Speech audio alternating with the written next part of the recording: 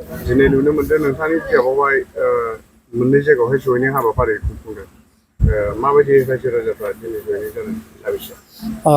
रायजो राजाया गाव गावनि निरापत्ता आरो जौगानायखौ नागिरनानै जानागावआव फ्राय 11टा फेमिलि सान्थालफ्रा हाबफैदों।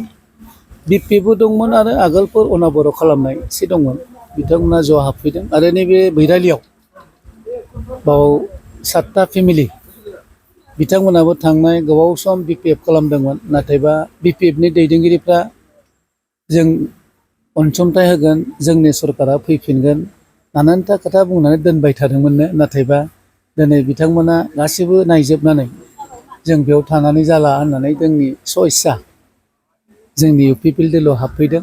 बेनिखायनो आं बिथांमोनखौ साबायखर जासिदों इउपिपिएलनि दोलो जानानै। आरो बेल' नङा, भरतनगरावबो हाबफैबाय दाखालि, आरो बे हाबनाय हाबाफारिया जाबाय थादों। आरो फ्राय जोंनि कुसुगाव बियाबाव बिपिएफआ बांद्राय बिदि माबा गैला।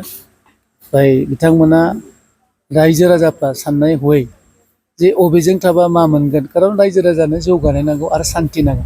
आरो बे जौगानाय आरो सान्थिखौ इउपिपिएलआ मावदों। मानगोनां गाहाय मावफुं सोद्रोमा जोंनि प्रमद बर' चिफ सारआ गासै बर'ल' नङा, गासै हारि माहारिनि थाखाय, गासै हारि माहारिखौ जौगानाय आरो रैखाथि होनायनि खामानि मावनायखायनो गुबुन गुबुन हारि माहारिफ्राबो दिनै जोंनि इउपिपिएल दोलोखौ बजबनानै लानानै नैबे 2025आव जे भट होगोन बेखौ बिथांमोना थिरांथा लाबाय।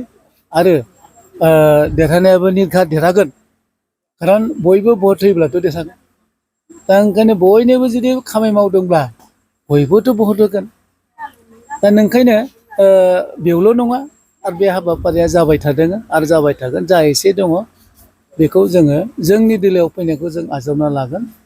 आरो गुबुन गुबुनफ्राबो जुदि फैयोबा जों आजावगोन। मस्ट वेलकाम, जोंनि दरजाया खुला। फैबाय थानाय बिसायख'थिनि थाखाय नोंथाङा माबायदि सानहरो? बिसायख'थियावथ' बयबो राजनितिक दोलोआ गावनि दोलोखौ देरहानायनि खामानि मावो। जों ब्लक, प्राइमारि, बुथ कमिटि जों दा स्ट्रंलि खामानि मावबाय थादों।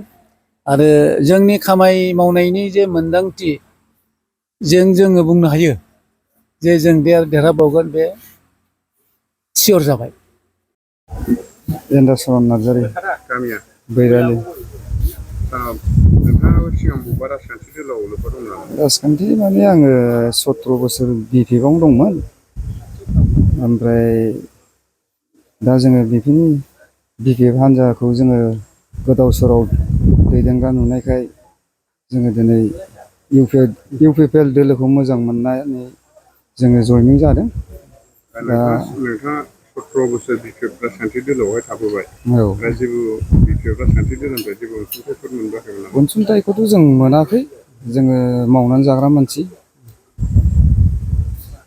दा 17 बोसोराव जों जेबो मोनैखाय बा माबा मोनसे जेबो राहा गैयैखाय जोङो इउपिपिएल दोलोनि सालायनायखौ मोजां मोननानै जोङो दा बे दोलोआव जोङो हाबफैबाय। आरो जोङो बे दोलोआवनो थानानै जोङो हेफाजाब होगोन। दा आंनि बुंनांगौआ एसेनोसै।